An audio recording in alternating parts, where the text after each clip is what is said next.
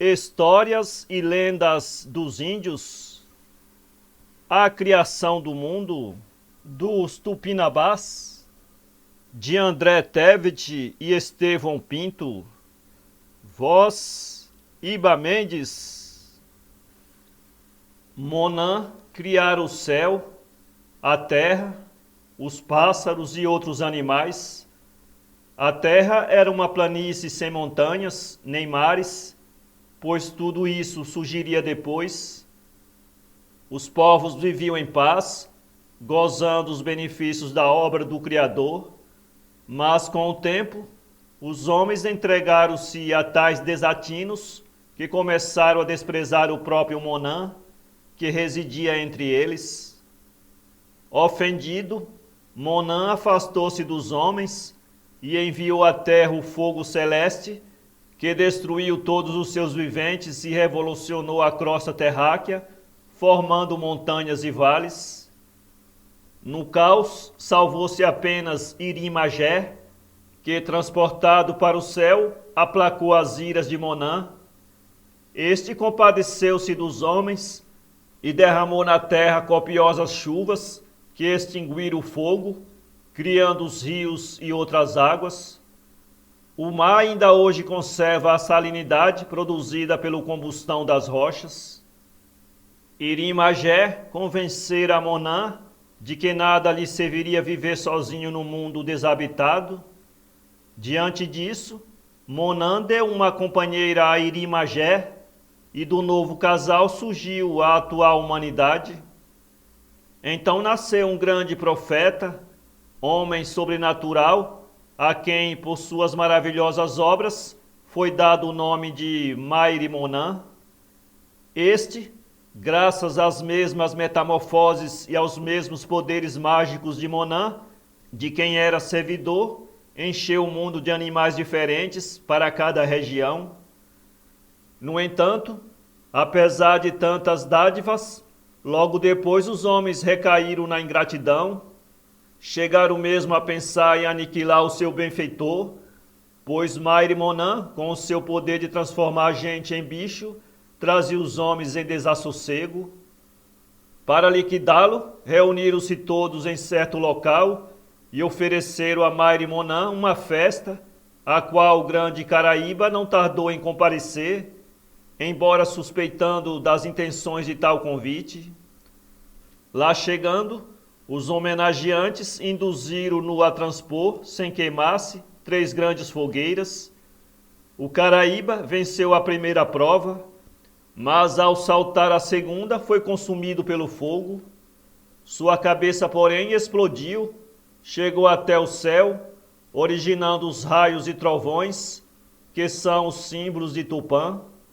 Veio o dilúvio universal, e logo depois, Mairi Monan subiu às nuvens e transformou-se em luminosa estrela. Para os Tupinambá, esse Mairi Monan era um anacoreta ou solitário, embora vivesse rodeado de discípulos ansiosos por suas palavras e ensinamentos.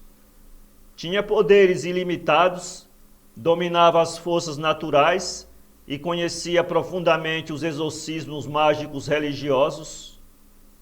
Ele introduziu entre os Tupinambá a cultura da mandioca e diversos costumes como a tonzura, a epilação e os ritos do nascimento.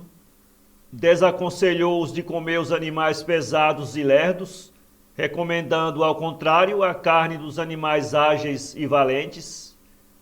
Ao mesmo tempo, ensinou-os a distinguir entre os vegetais daninhos e os úteis e disseminou o uso do fogo, que até então era conservado nas espáduas da preguiça.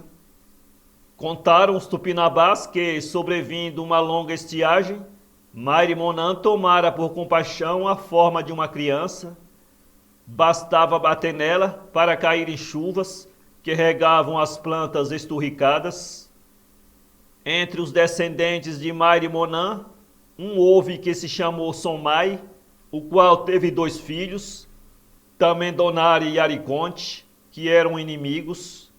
O primeiro era um pacífico pai de família, sempre entregue à sua lavoura. O outro, porém, só cuidava da guerra e sonhava reduzir à servidão os seus companheiros. Certo dia, Ariconte, cheio de arrogância, atirou na choça de Tamendonari um troféu de guerra, e este, repelindo o agravo, pôs-se a golpear o chão, fazendo jorrar uma impetuosa torrente. Quando o dilúvio provocado pelo jorro ameaçava cobrir a face da terra, subiram ambos com suas esposas ao cimo das árvores. Tamendonari escolheu a pindoba e Ariconte o genipapeiro.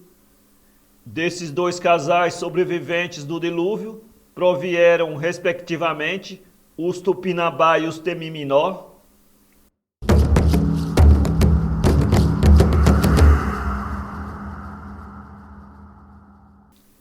Outra história dos Tupinambá.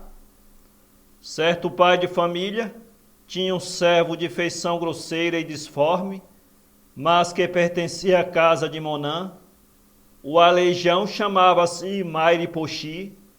Um dia, voltando da pesca, Mairiposhi trouxe um peixe, do qual comeu a filha do amo, e só por isso tornou-se grávida, dando à luz um menino bem mais cedo do que era de esperar. A moça protestou a sua inocência, e o pai, sem demora, ordenou que todos os varões da aldeia desfilassem diante da criança recém-nascida, a fim de identificar-se o culpado, pois acreditava-se que esta tomaria o arco do pai. A criança de fato tomou o arco, mas foi o do odioso Mairiposhi. Humilhados, os índios abandonaram a taba, repudiando o sedutor, a moça e a criança.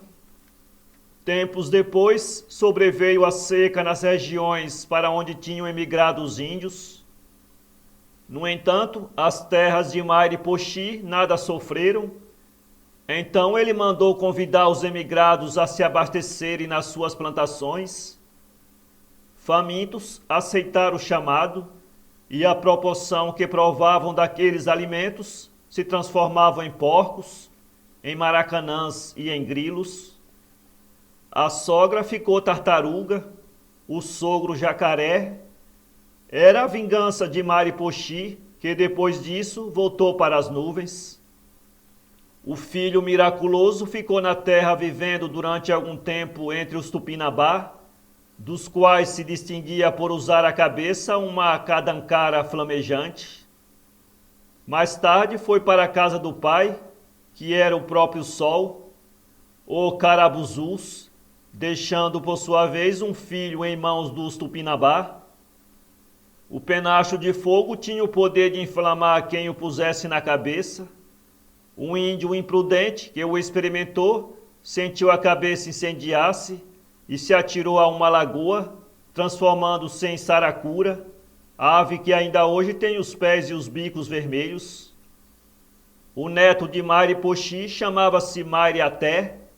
Já casado com uma Tupinambá, resolveu correr mundo em companhia da esposa, mas esta, por estar grávida, atrasou-se na jornada, e caminhando em busca do marido, a mulher era guiada pela criança ainda por nascer. Um dia, porém, como a mãe se recusasse a fazer-lhe a vontade, que era colher frutinhas do campo, ela se calou e a mulher se extraviou. Teve de dormir na casa de um estranho, que dela abusou, tornando-a novamente grávida. Em consequência do seu crime, o homem foi transformado em sariguê, mas não terminou nesse ponto o drama da pobre mãe, que caiu em poder de um canibal chamado Jaguarité. O canibal fê-la em pedaços e devorou-a. Ambas as crianças, que se achavam no seu ventre, foram atiradas no lixo e no dia seguinte recolhidas por uma mulher e criadas. Quando se tornaram adultas, vingaram a morte da mãe, transformando em animais selvagens os que se haviam banqueteado com a sua carne. Foi assim. Os gêmeos atraíram os habitantes da aldeia a uma ilha, onde, diziam, havia muitos pés de anajás, e quando os matadores de sua mãe atravessavam a água, fizeram desencadear-se uma tempestade, que os mudou em feras. Vingados, os jovens partiram à procura do pai, indo encontrá-lo num lugar ermo e distante. Mas não terminaram aí as proezas dos dois últimos descendentes da dinastia dos heróis civilizadores. Mariaté começou por sujeitá-los a muitas provas, sendo o filho espúrio, nos momentos difíceis, auxiliado pelo filho legítimo. O velho mandou que ambos atirassem com o arco, mas as suas flechas ficaram paradas no ar. Depois mandou que eles passassem entre duas altas rochas, que se entrechocavam à aproximação de qualquer estranho. O filho do Sariguê foi esmagado, mas o irmão mais velho conseguiu ressuscitá-lo e levar a efeito essa segunda prova. A última prova consistia em furtar os apetrechos da pesca de Agnem, com que ele apanhava o peixe alaim, alimento dos mortos. O bastardo foi mal sucedido e recuperou a vida graças ao irmão.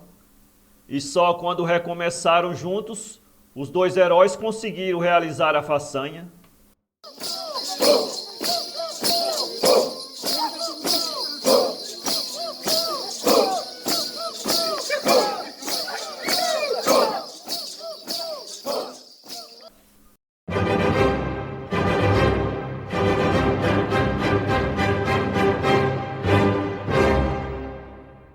Para ler essa história, acesse www.poeteiro.com.